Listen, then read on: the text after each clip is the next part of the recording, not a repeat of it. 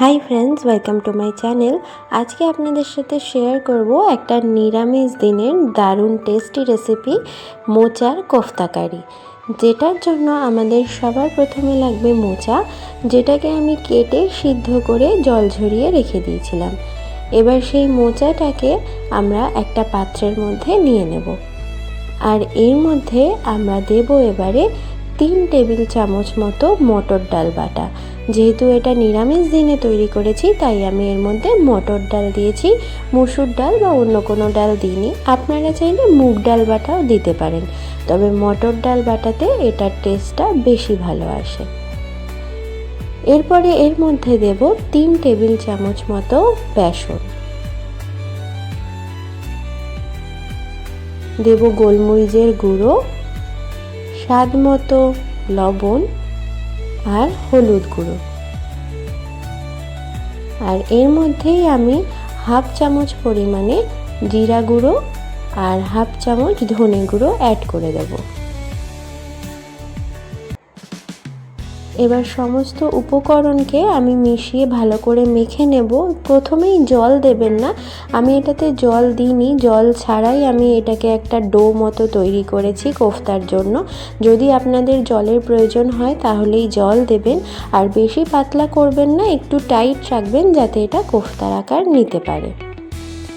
এরপরে একটা কড়াইয়ে সাদা তেল গরম করে এই ব্যাটারটাকে আমরা কোফতার আকারে গড়ে এক এক করে সমস্ত কোফতাগুলোকে ভেজে নেব। বেশি লাল করে ভাজার দরকার নেই, যেহেতু আমরা এটা একটা কোফতা কারি বানাবো, তাই জন্য হালকা লাল করে আমরা সমস্ত কোফতাকে দুপিট করে আমরা ভেজে নেব। আমার এই রেসিপিটা যদি ভালো লাগে তাহলে অবশ্যই লাইক আর শেয়ার করে দেবেন, আর সাবস্ক্রাইব করতে ভুলবেন না আমার চ্যানেলটাকে। তো দেখুন, আমরা এইভাবেই দু পিঠ আমরা হালকা লাল করে কোফতাগুলোকে ভেজে নেব, আর ভাজা হয়ে গেলে কোফতাগুলোকে আমরা এক এক করে তুলে নেব।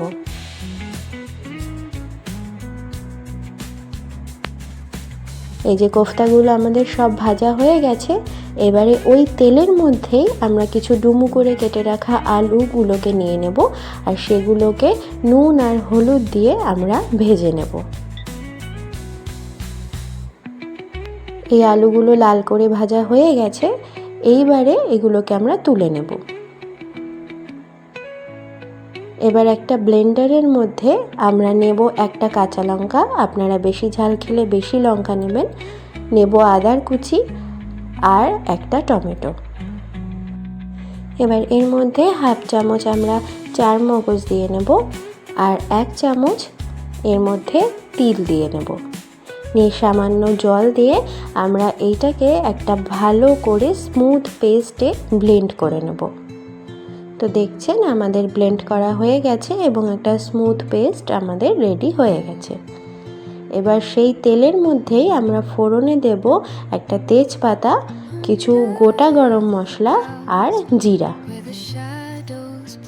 এবার যে মশলাটা রেডি করেছিলাম সেটাকে আমরা তেলের মধ্যে ঢেলে দেব, আর সেটাকে আমরা একটু কষিয়ে নেব। আর এর মধ্যে দেব নুন, হলুদ, জিরে গুঁড়ো আর ধনে গুঁড়ো। এবার এই সমস্ত উপকরণকে একসাথে ভালো করে মিশিয়ে গ্যাসের ফ্লেমটা লোতে রেখে আমরা 2 মিনিট মতো কষিয়ে নেব, যতক্ষণ না তেলটা সেপারেট হয়। তো দেখছেন তেল সেপারেট হয়ে গেছে। এবার এর মধ্যে আমি একটু মশলা ধোয়ার জল দিয়ে নিয়েছি, নিয়ে এটাকে ভালোভাবে মশলার সাথে মিশিয়ে নেব।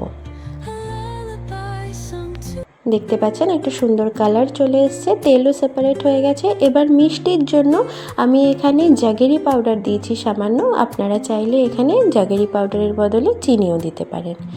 এবার এটাকে আবার আমরা মিনিট 2 মতো হালকা করে কষিয়ে নেব। তারপরে এর মধ্যে আমি একটু ঈষৎ উষ্ণ গরম জল ঢেলে দেব, আর যে আলুগুলোকে আমরা ভেজে রেখেছিলাম সেগুলো এর মধ্যে দিয়ে দেব। দিয়ে এই ঝোলটাকে আমরা ফুটতে দেব, আর মিনিট 2 ঝোলটা ফোটার পরে আমরা যে কোফতাগুলোকে ভেজে রেখেছিলাম সেগুলো এই ঝোলের মধ্যে দিয়ে আবার 2 মিনিট মতো একটু ফুটিয়ে নেব।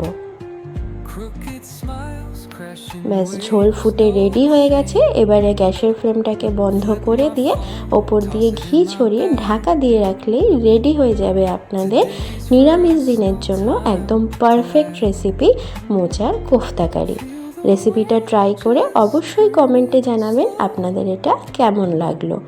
এটাকে গরম ভাতের সাথে এনজয় করুন, আর বাড়ির বাচ্চা থেকে বড় সবারই এটা দারুণ লাগবে। দেখা হবে পরের ভিডিওতে। By friends.